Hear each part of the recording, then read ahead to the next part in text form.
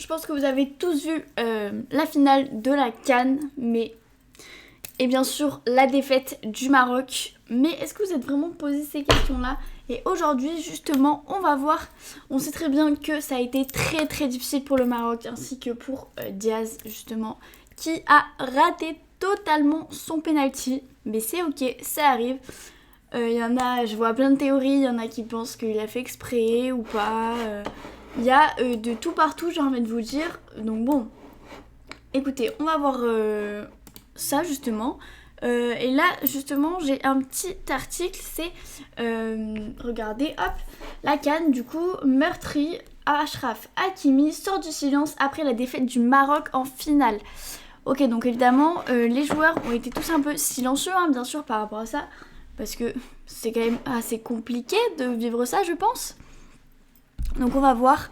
Achraf Hakimi a enfin brisé le silence après la défaite du Maroc en finale de la CAN face au Sénégal dimanche 18 janvier 2026. Le latéral droit du PSG adresse de nombreux remerciements après cet échec difficile à avaler.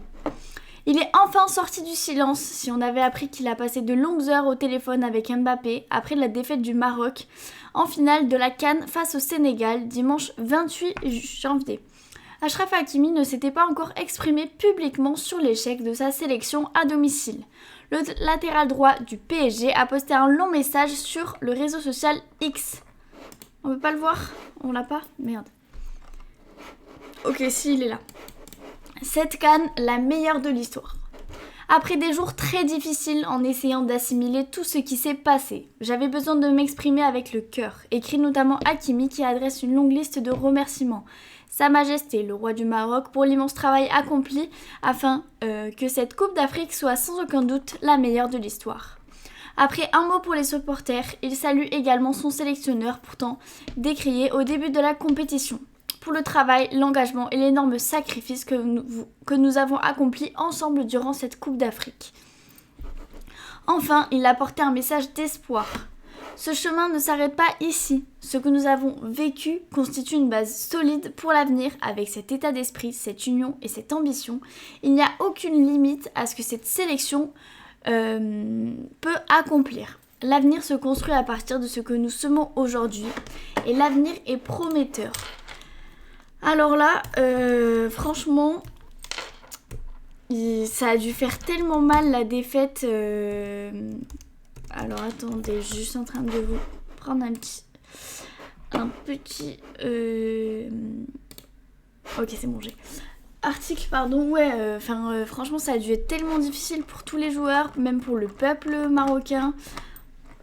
Mais j'ai juste, comme je vous l'ai dit, un petit autre article. La CAN 2025, on sait pourquoi enfin Brahim Diaz a raté son penalty. Le sélectionneur marocain a pointé du doigt la stratégie de tension psychologique adoptée par le camp sénégalais lors de l'interruption du match, estimant qu'elle a directement conduit à l'échec de Brahim Diaz sur le penalty de la gagne. Pour Regragui, les 15 minutes de chaos provoquées par le retrait des joueurs sénégalais vers les vestiaires ont liquidé la concentration de son meneur de jeu. Le technicien a dénoncé une image honteuse pour le football africain, fustigeant le comportement de son homologue Pape Thiaw. Selon lui, je sais pas si ça se dit comme ça, en arrêtant la rencontre aux Jeux du Monde, le Sénégal a instauré un climat délétère qui a brisé le rythme de Brahim Diaz. Par ailleurs, meilleur buteur du tournoi avec 5 réalisations au moment les plus cruciales de sa carrière internationale. Si on veut revenir aujourd'hui aussi par rapport au match, l'image qu'on a donnée de l'Afrique aujourd'hui, c'est un peu honteux.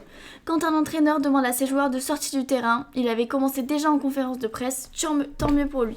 Alors là, j'avoue que c'était honteux, mais honteux que les joueurs sénégalais soient sortis comme ça du terrain normal. Comment on a pu accepter ça? Et je comprends que ça ait pu faire baisser en tout cas l'estime, on va dire, des Marocains, pardon, dont du coup celle de Diaz, ou même le feu de l'action, il n'était pas dans le feu. Et donc d'où le fait qu'il ait pas réussi son péno. Mais c'est vrai que c'était très très chaud comme match, et je suis vraiment dégoûtée qu'ils aient perdu. En soi, ils méritaient quand même de gagner, hein. Je dis pas le contraire, c'était chez eux et tout. Et puis voilà, dites-moi ce que vous en pensez, vous, de ce match. De toutes les polémiques qu'il y a autour. Et puis je vous fais des bisous.